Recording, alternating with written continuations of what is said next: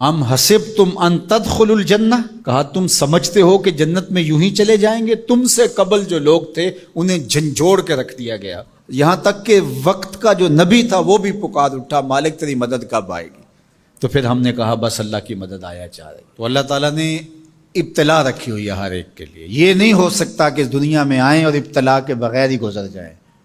کوئی آدمی ایسے ہی گزر جائے، ایسے نہیں ہو سکتا، ابتلا سے اس کو گزرنا پڑے گا جیسے بھی گزرے۔ اللہ مال دے کے بھی آزماتا ہے اور غربت دے کے بھی آزماتا ہے، یہ دونوں آزمائشیں ہیں اس کی۔ کبھی صحت دے کے آزماتا ہے، کبھی بیماری دے کے آزماتا ہے، کبھی فراغت دے کے آزماتا ہے، کبھی مصروفیت سے آزماتا ہے، کبھی بھوک سے آزماتا ہے، کبھی انواع و اقسام کے کھانے فراواں دے دیتا ہے۔ اب آزمائش ہوتی ہے، تو آزمائش تو ہے۔ اور حضور علیہ السلام سے حضرت ابو سعید خدری رضی اللہ تعالیٰ عنہ ملنے گئے تو آقا کریم علیہ السلام بخار میں مبتلا تھے، حضور کے اوپر لحاف تھا، کمبل تھا، تو انہوں نے کمبل کے اوپر ہاتھ رکھا تو بخار کی گرمی، جو جسم گرم ہو جاتا ہے بخار سے، وہ گرمی کمبل کے اوپر سے محسوس کی۔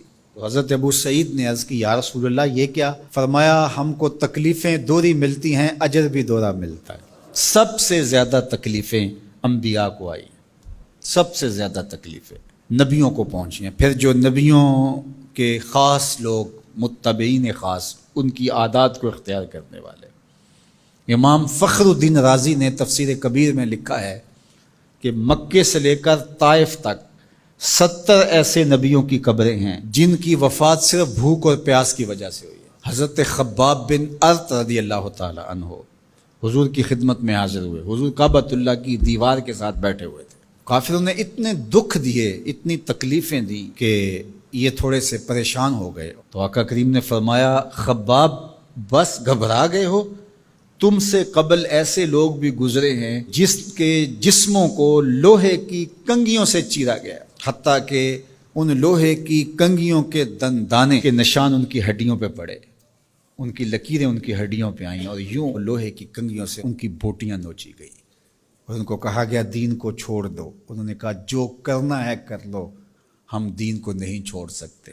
حضرت زکریا کے سر پیارا رکھ کے پاؤں تک چیر دیا گیا، لیکن پڑھو ان کی سیرت، ان کی زبان سے اف بھی نہیں نکلی، زخم پہ زخم کھا کے جی، خون جگر کے گھونٹ پی، آہ نہ کر لبوں کو سی، یہ عشق ہے دل لگی نہیں۔ تو خوشی ملے تو تب بھی اور غم ملے تو تب بھی، جو دائرے میں رہتے ہیں وہی کامیاب اور بامراد ہے۔ ظفر اسے آدمی نہ جانیے چاہے جتنا بھی ہو صاحب فہم و ذکا، ظفر اسے آدمی نہ جانیے چاہے جتنا بھی ہو صاحب فہم و ذکا، جسے عیش میں یاد خدا نہ رہی، جسے تیش میں خوف خدا نہ رہا۔ عیش کی زندگی ہو یا تیش کی زندگی ہو، خوشی کا موقع ہو یا مرحلہ غم ہو، امتحان میں یہ دیکھا جاتا ہے کہ کون سرخرو اور کامیاب ہوتا ہے۔ تو یہ زندگی امتحان گاہ ہے، کبھی مال کی فراوانی امتحان، کبھی غربت امتحان، کبھی پھلوں کی کثرت امتحان، کبھی پھلوں کا لٹ جانا امتحان، کبھی اولاد کی کثرت اور فرما بردار اولاد نصیب ہو جانا یہ امتحان، اور کبھی اولاد کا مر جانا یا نافرمان نکمی اور آوارہ اولاد پلے پڑ جانا، یہ امتحان، یہ امتحان زندگی۔ کبھی دولت ہی دولت انبار لگ جاتے ہیں، اور کبھی دو لقموں کے لیے بندہ ترستا ہے، یہ بھی امتحان۔ کبھی ماں باپ ہیں، بہن بھائی ہیں، رشتہ دار ہیں، ان کے سایہ عاطفت میں زندگی گزرتی ہے، اور کبھی کندھوں پہ اٹھا کے باپ کو بھی قبر میں اتار چکے ہوتے ہیں، ماں کو بھی لاحد میں اتار چکے ہوتے ہیں، کوئی کندھا بھی نہیں ہوتا جس پہ سر رکھ کے آنسو ہی بہا لیں۔ وہ لمحے بھی ہوتے ہیں، وہ گھڑیاں بھی ہوتی ہیں، وہ بھی گھڑیاں ہوتی ہیں۔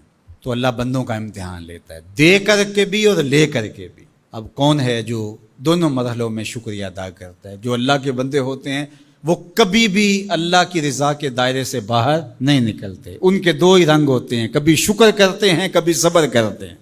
نہ ملے تو صبر کرتے ہیں، مل جائے تو شکر کرتے ہیں۔ اور پھر ان کے پاس فراوانی ہو تو اپنے اطراف میں رشتہ داروں کو، اعزاء کو، اقربا کو، گلی محلے کے لوگوں کو، جو ایسے حالات کے اندر جس کے پاس فراوانی ہے وہ اپنا مال لوگوں کی ضرورت کے لیے نہیں نکالتا، وہ ناکام ہے امتحان میں۔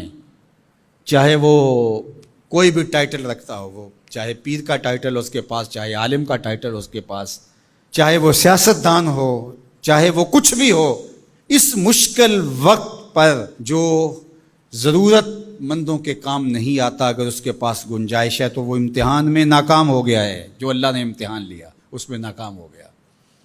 اور دوسرا، جو مصیبت میں پھنس گیا وہ اپنی سفید پوشی کا آخری حد تک بھرم نہ ٹوٹنے دے۔